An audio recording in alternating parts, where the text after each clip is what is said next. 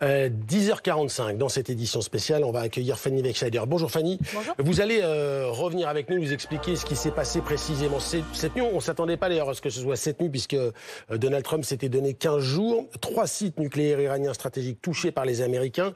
Lesquels et comment ? Alors regardez, il s'agit de ces sites nucléaires non civils de Fordo, d'Ispahan ou encore de Natanz. On les voit ici sur cette carte, située au sud de la capitale.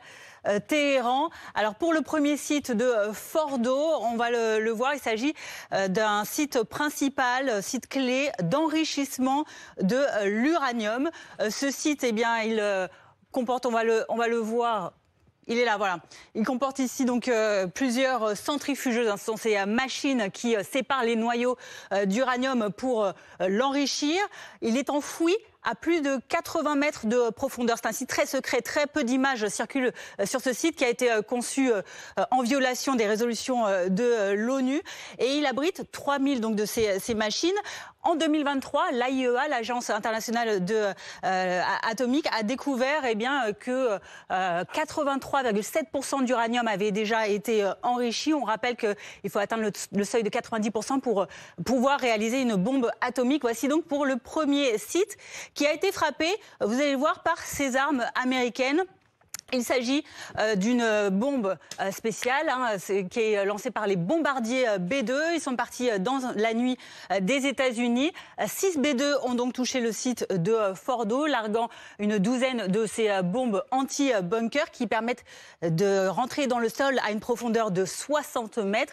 Ils ont également touché le site de Natanz avec également un de ces B-2. Natanz, on va le voir, qui est cet autre site nucléaire d'enrichissement. C'est le plus grand du pays.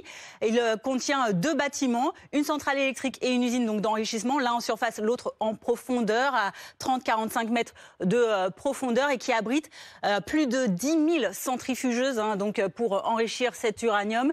Ce site très important qui a été ciblé également par d'autres armes américaines, des missiles de croisière de type Tomahawk lancés par des sous-marins américains qui ont également touché ce troisième site. On va le voir, le site cette fois-ci d'Ispahan, qui est une usine, elle, de conversion de l'uranium, c'est-à-dire de production de gaz nécessaire à l'enrichissement de l'uranium.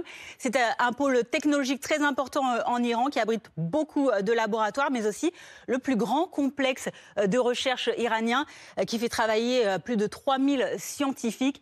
Et sur ce site, là aussi, les missiles Tomahawk ont visé également Ispahan, créant des destructions. Malgré tout, l'agence iranienne de sécurité nucléaire affirme qu'il n'y a aucun risque de contamination sur ces 3 sites, qu'aucun risque ne court pour la population. Quant à l'AIEA, l'agence onusienne, elle appelle une réunion d'urgence demain. Merci beaucoup Fanny pour l'ensemble de ces informations. Ça discute parce qu'on réagit évidemment à ce que nous disait Fanny Général.